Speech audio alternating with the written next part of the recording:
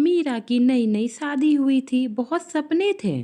शादी मीरा को करने का बहुत ही ज़्यादा शौक था।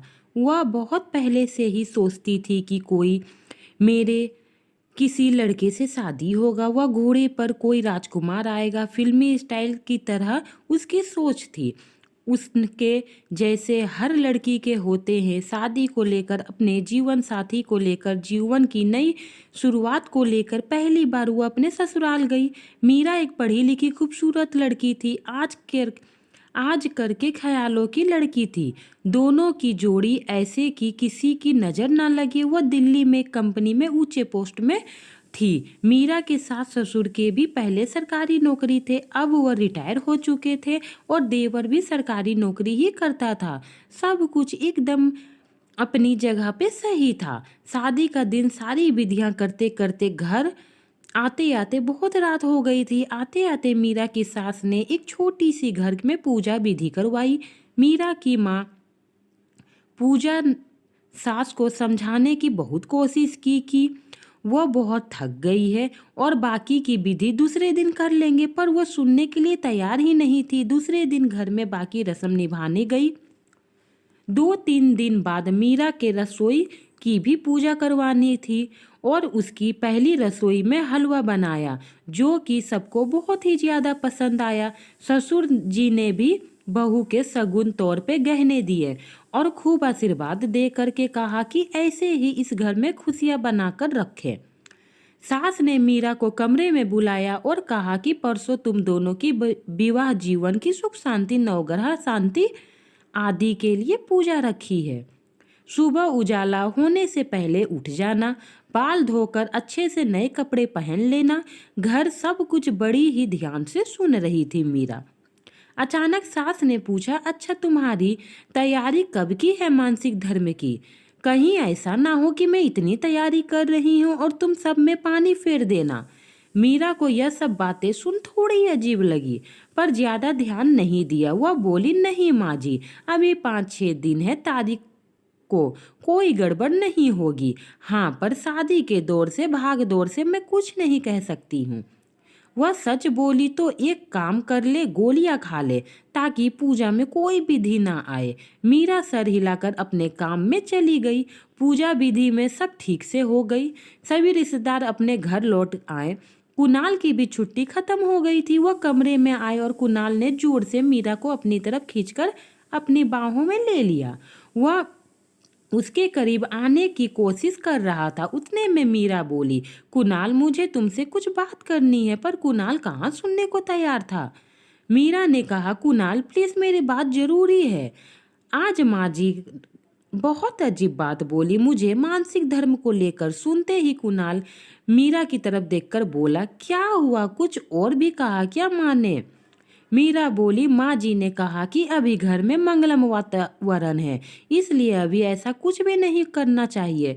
तुम दोनों अभी साथ में नहीं रहोगे। मैं तुम्हारी बात को बाद में खुद टिकट दे दूंगी सब करने का, और खुशी खुशी तुम कर लेना। मीरा, तुम्हें नहीं लगता कि ये सब थोड़ा अजीब है? उतने में कुणाल ने कहा, मीरा, माँ थोड़े पुराने विचारों की है।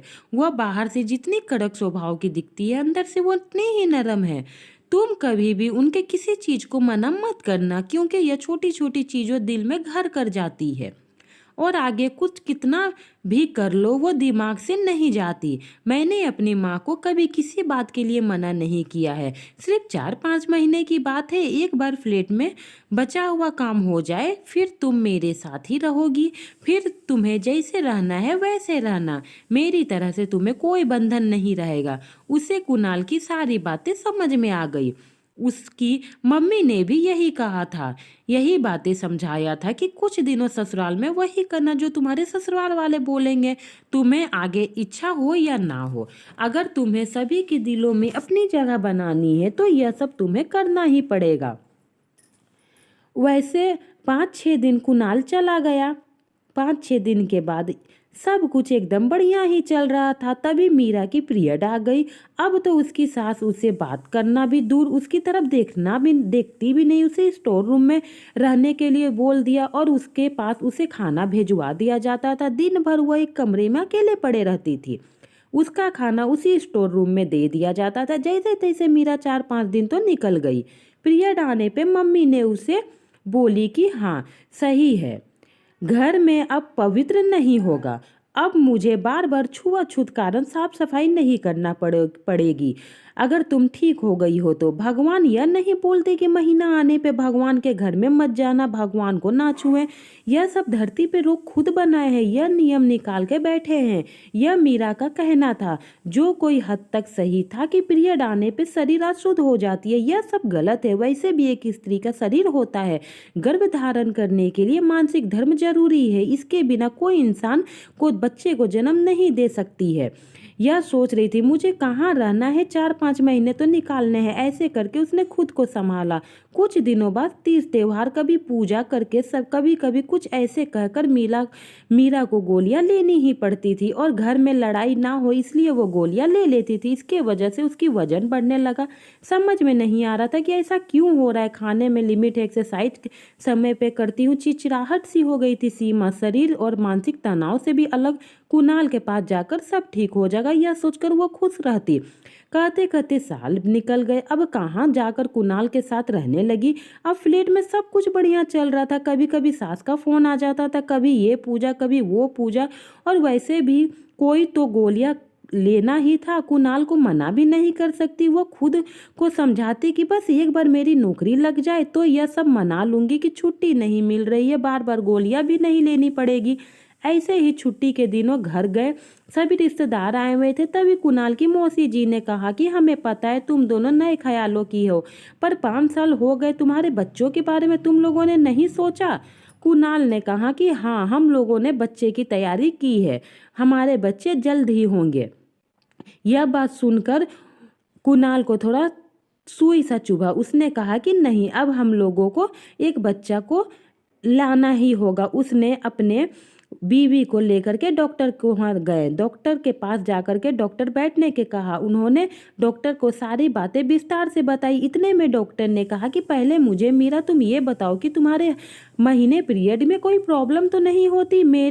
मीरा ने बताया कि उसे जरूरत पड़ने पे पीरियड ना आने की गोलियां खानी पड़ती है। डॉक्टर गुमसुम, भला क्या फायदा तुम्हारे पढ़े लिखे होने का। तुम आजकल की लड़कियां अगर सिर दर्द भी होती है तो गोली लेती हो, तो पहले इसके साइड इफेक्ट के बारे में पता कर लो। और तुम्हें तो मीरा, मैंने तुमसे कहा था कि तुम थोड़ी भी कल्पना की हो कि तुम्हारे साथ ये गोलियां लेने से शरीर में कितनी बुरी असर आ गई है। ये गोलियां के कारण और शरीर में होने वाले खून बदलने के कारण तुम्हारी दोनों ओर के बीच डैमेज हो गई है। तुम्हारा गर्भाशय में गांठें पड़ गए हैं। तुम्हें मां बनने की चांस 90% तक कम हो गया है। फिर भी मैं कोशिश करूंगा, पहले गोलियां देकर देखता हूँ, 8 गांठें गल जाएंगे। तुम्हारा गर्भाशय निकालना पड़ेगा क्योंकि इन्फेक्शन भी फैल सकता है। यह बातें सुनकर मीरा के हाथ पांव ठंडे पड़ गए। कुणाल का भी यही हाल था। उन्होंने सोचा कि इसका यह परिणाम होगा। वह गुस्से से उठी और डॉक्टर को बोली, मुझे पता है मुझे क्या करना है, लेकिन आप बताएं मुझे ऑपरेशन के लिए कब आना होगा। डॉक्टर ने कहा कि ये क्या बोल रही हो मिस्टर मीरा, और क्या गर्भाशय नहीं रखोगी, ना पीरियड आएगा और ना ही मेरे कारण किसी के घर अपवित्र होंगे। कुणाल और वहां से उदास होकर चले गए। कुणाल के पास भी इसका कोई जवाब नहीं था। हम 21वीं सदी में जी रहे। छुआछूत, अपवित्र, यह सब बातें पहले पहले हुआ करते थे। अब औरतों को अलग बैठना, उसके पीछे के अनेक कारण हैं। सिर्फ घर अपवित्र हो जाए या पूजा विधि रह जाए, इसके कारण पीरियड ना आने की गोलियां लेना, यह हमारे शरीर पर बहुत ही अत्याचार है। इन गोलियों का दुष्परिणाम भी बहुत भयानक है। जो गलती मीरा ने किया आप ना करिए।